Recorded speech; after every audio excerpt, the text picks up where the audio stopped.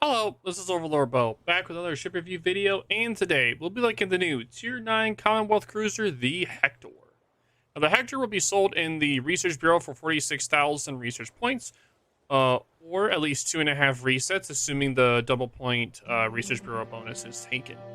Now, I'll be going over my recommended captain build, module setup, followed by the ship stats, and finally, I'll give my final thoughts about our performance overall. First up, the captain build and the upgrades will be shown on the top right. You guys can pause the video anytime if you so wish to be able to look at the build and decide if you want to do this build or not. Now let's talk about the ship stats, starting with their armor and survivability. Now the armor is going to be shown on the top right. The ship has a 16mm bow / stern with a 27mm deck armor with 114mm belt armor. The ship has an HP pool of 34,400 with a 4% torpedo belt protection and an above water citadel. Now, her lack of armor and exposed citadel makes Hector a very squishy ship. One good salvo from a large cruiser or a BB is enough for pretty much a dev strike and you're done.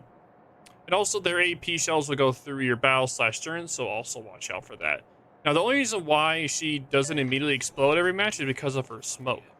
Now, the Judicus,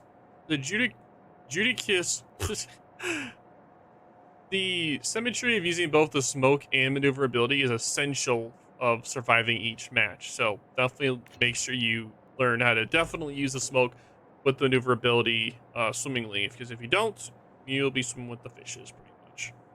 Now, next up is her main guns, with the main armament being 14 113mm / 50 guns with a 15.6 kilometer range with a 6.7 second base reload with a 9-second 180 degree turret traverse. It can fire 40 degrees off of the bow and 40 degrees off of the stern with a 12 gun broadside. Now you do have a small window between 40 through 60 degrees off the bow where you can fire all 14 guns, which is pretty fancy. Now the HE shell damage is 1900 with a 22mm HE pen, an 8% fire chance, and a 238k HE DPM. The AP shell damage is 2550 with a 9mm overmatch, a 45 through 60 degree ricochet angle, a 320k AP DPM. Now her dispersion will be shown on the top right while I talk about her guns. Now, while the Hector has a very high DPM, she's definitely held back by the lofty shell arcs and lack of pen. Now, she can hit cruisers at 10 kilometers and BBs past 12 kilometers, but anything fast will be very difficult to hit. She can annihilate DDs under 7 kilometers, but good luck hitting them past that range. Her low pen also makes her more reliant on fires for damage. Still, enemies won't last too long against Hector's firepower if positioned properly. Now, you still have the second highest DPM in Tier 9, only surpassed by the Seattle. Now, on to something more useful, her torpedoes. Now, she has 4 quad 533mm torpedoes, 2 racks per side, that have 16,767 damage, a 10-kilometer range with 62 knot speed, and a 96-second reload. Now, Hector's torpedoes are fairly powerful for their intended niche. While you can stealth torpedo, they are used to discourage enemy ships from rushing your smoke. Now, Hector can also rush enemies as a last resort, but it is usually a one-way trip at best, as you'll see in the final replay of the day. Now, next up is their anti-air, which pretty much is non-existent. You have 3 inner plus 1 outer for the flat clouds, a 6-kilometer anti-air range with 77 DPS for the long, 221 for the mid, and 109 for the near. So pretty much, just imagine this. The Hector's like, no, you can't just ignore my anti-air. And the Malta's like, aha, AP bomb go boom. And then Malta death strikes you and the Hector's died. That's pretty much how it's gonna go. Hector's gonna see Malta. Malta says, haha, AP bombs, and you go death struck. So, yep. Just watch out for that. So, yeah, just watch out for the funds. Now, as for her anti-sub capabilities, for the depth charges, you have 2 maximum charges. Number of charges per attack is 8, and the damage is 5,000 with a reload time of 40 seconds. The range of these are off the rear of the ship, so you don't get the aerial ASW, you just get the depth charges that go off of your butt, pretty much. Now, the ship does have powerful surface ASW for a cruiser, but it's not effective overall due to the small caveat having to drive over the sub And if any BBs don't dev strike you first, then the submarine can just shotgun you at will. So definitely take note of that for sure. Moving on to her maneuverability, she has a 34 knot max speed with a 760 meter turning radius with a 9-second rudder shift time. And for the acceleration, it uses the Royal Navy Enhanced Acceleration, which is wah, beautiful. And the Hector is quite maneuverable thanks to her enhanced acceleration. Skilled players can dodge for a bit until smoke comes back up. However, the acceleration can also backfire as it becomes harder to slow down into her smoke or even reverse. For the concealment, you have a surface detection of 11.6 kilometers base and a aerial detection of 7.4 kilometer base and a 9.4 kilometer best surface detection and a 6.0 kilometer best aerial detection. And the smoke firing penalty is 5.3 kilometers. Now, the Hedra's concealment is among the best at her tier. She can get fairly close to her enemies before using smoke to farm her enemies. Remember, your smoke firing penalty is 5.3 kilometers, so definitely take note of that. Now, it is an awkward moment when you reveal yourself broadside in smoke to a charging BB, so definitely make sure that you know that the smoking fire penalty is 5.3 kilometers. Because if you don't, and someone's just rushing you, just keep on shooting, and you'll be dead. So definitely take note of that.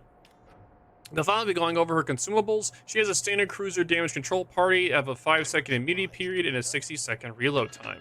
It does get the Commonwealth crawling smoke generator that has lay time of 90 seconds. It can be increased to 148 seconds. Has 3 charges base, 4 with superintendent, and 160-second reload time for them. Now, you can pick between this defensive AA or the Royal Navy DD Hydro. I definitely recommend the Royal Navy DD Hydro, which is 3 charges base, 4 with the superintendent, a 3-kilometer surface detection, 3-kilometer torpedo detection, and 180-second active time and 120-second cooldown time.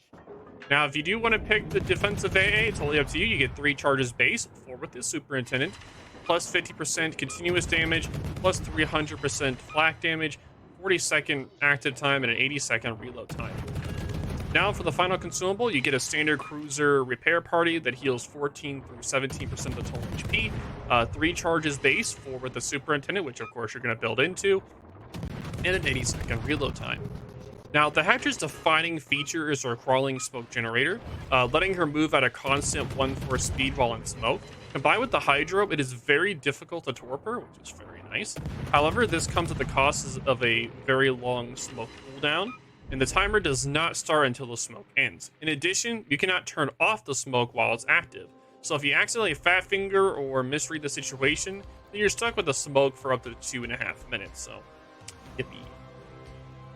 Moving on to the overall impressions of the ship, the skill floor is harder than average, like a little bit higher than average, so a little bit harder than average for the skill floor, and the skill ceiling is definitely high. The Hector is the most recent smoke cruiser to enter World of Warships. Unique for a cruiser, she carries the crawling smoke generator, letting her move slowly while in smoke.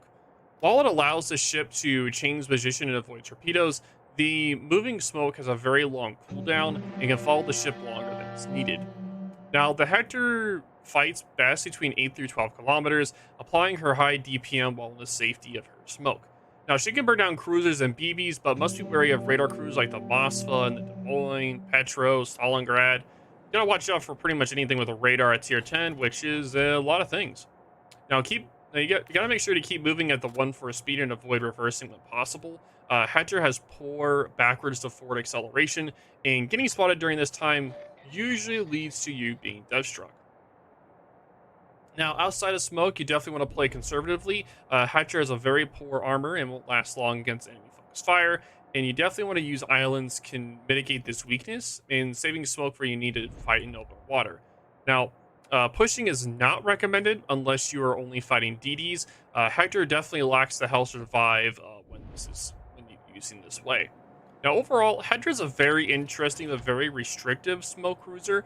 She signs for 2 minutes where she can liberally apply her high firepower for the Commonwealth, but struggles outside the niche due to her poor survivability, low range, and long smoke cooldown. Now, in addition, being a Commonwealth ship means most players will have a high-level captain available to her, so I would recommend buying the Paul Amelia over her. Maybe the Dalian, if you want a Dalian, if you want a small cruiser. Now for randoms, I say mediocre through dash like through average. While good in its smoke farming niche, her very long smoke cooldown off lowers her effectiveness afterwards.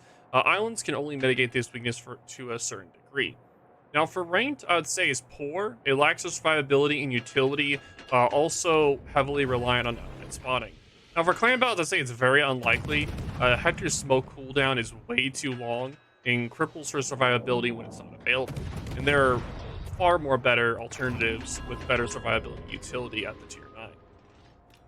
Now that's going to be it for the video, so we'll just be watching the replay at this point. But again, the ship will become available in the upcoming 12.0 patch, so you guys are aware, and be available for the 46,000 research bureau points. Now again, if you're looking for a niche ship, like kind of like a Commonwealth smoke generator ship, then I would definitely recommend getting the ship. But again, it would definitely be like if you just want to have like a fun niche ship like this, then that's totally fine. But in the same circumstance, you can always get like the Paul Amelia instead, which is also fun. I do enjoy both the Paul Amelia and this ship as well. They're both incredibly fun in their own rights. Whenever I did play this ship, I did have a lot of fun playing it. It was enjoyable. I know that a lot of people have been looking forward to this ship as well. Another thing that I found really weird for this ship is that when you have normally with the Royal Navy ships, when you have the single launch torps and the regular like spread for the torps aren't really that wide. But for the Hector, they're insanely wide. So you pretty much have to single launch the torps. If you don't, it's going to be like a ridiculously wide salvo. So just take note of that for future reference. But at this point, I know how many people are grinding the research bureau points nowadays. I know it's at this point in the game, a lot of my own audience is starting to grind a lot more research bureau points, as well as steel. So if you're looking for like a fun tier 9 research bureau ship, then I would definitely recommend. I would recommend the Hector just for randoms. But for ranked or clan battles, I don't really see it being used that much. And it would definitely be more of a hindrance to bring it into that environment. But I just love the fact there's just 8 guns at the bow. So you just, for instance, you just sit, just bow in and just hammering 8 guns at someone is kind of hilarious to think about. It just looks so silly, and it's just, I just find it hilarious every time I look at it. Just imagine like someone doesn't know that the Hector's in smoke. They just see a crawling smoke, and all of a sudden they get spotted. And they just see 8 guns just firing from the bow, and they just don't know what's going on. It's like, wait, how the heck does it have 8 guns? It's definitely going to be a meme for probably the first 2 months that the ship comes out. For sure. And in this situation, I was really dumb. I forgot that the HG pin is only 22, and the Elving armor is above the 22 at the belt. I did get a 20 belt, which was nice. So I just kept shooting HG into his armor belt thinking I could pin it, but I was being dumb, and I was like, just kept ricocheting. And I finally switched over to AP, but I was a little bit too late to kill him there. But I remember earlier when I was saying that usually it's a one-way trip if you use the torpedoes a certain way. You guys are about to see that.